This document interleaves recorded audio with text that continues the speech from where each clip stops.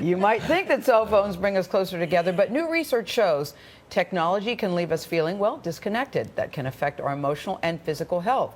Barbara Fredrickson is a professor of psychology at the University of North Carolina, go Heels, in Chapel Hill. Couldn't help it. Nick Bilton is a technology columnist for the New York Times, and Sherry Turkle researches technology and relationships. She's a psychology professor at MIT. Good morning to you, one and all. Sherry, let's start with you, because it's ironic. You look at that video, they were ginormous back then, but it was so exciting because you could feel connected. So it's ironic all these years later that we feel empty and disconnected. Why so? Well, the people in that film were using the phones actually to talk to each other. True. And now we don't really use our phones to talk to each other. We mostly use our phones to text to each other. And what texting does is give us an opportunity to multitask. We're texting while we're breastfeeding our children. We're texting while we're having breakfast with our families. We're texting while we're having dinner dates. We're texting on the playground and not watching our kids. So it's the multitasking nature of what we're doing with our phones. It gives us the feeling that we don't need to pay full attention to each other. That's the first thing. And the second thing is that texting gives us the feeling that we can hide from each other. We can construct our text to be who we want to be. We can create a self on the text in which we can sort of hide in plain sight. We can edit.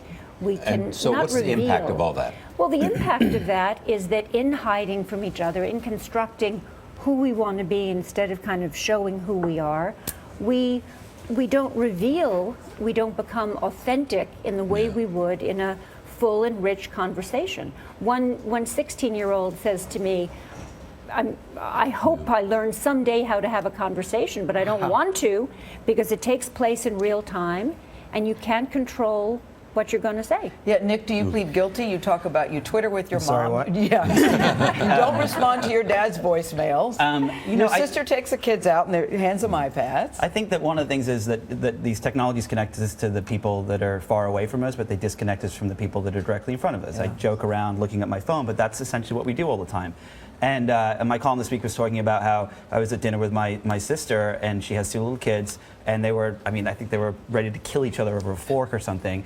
And we gave them the iPads, and it was it was a pacifier. Yeah. And we asked the question afterwards, is it good or is it bad? And the answer? Well, neurologically, no one knows because these things are too new. But as I spoke to Sherry for the piece, the great point that she made is that what we as kids, we learn how to be alone when we don't have these devices. We learn how to be with our imagination.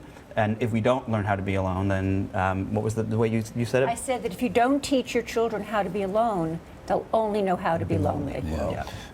Barbara, you've done some research on this, so. Right. The real issue is sort of like the opportunity cost.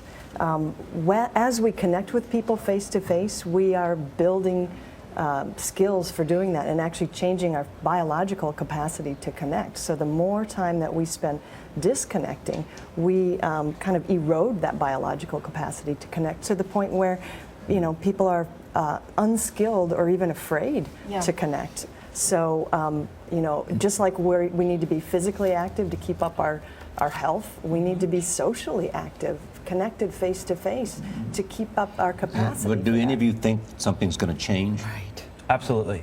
I mean, it's the 40-year anniversary of the cell phone today. I mean, if you look back, it was before I was born, but I've seen videos of it. But Okay, Nick. but people in restaurants used to pull out those big phones, and it was like, oh my God, that guy has a cell phone. How cool! And now if you pulled out a cell phone in a restaurant, people would tackle you. And I think my point is whether the negative implications of all this are going to change the way people use iPads and use cell phones and use smartphones. I think that we learn a little bit, yeah. I think it's already changing. Yeah. I mean, I think that with these technologies, you get the illusion of companionship without the demands of friendship.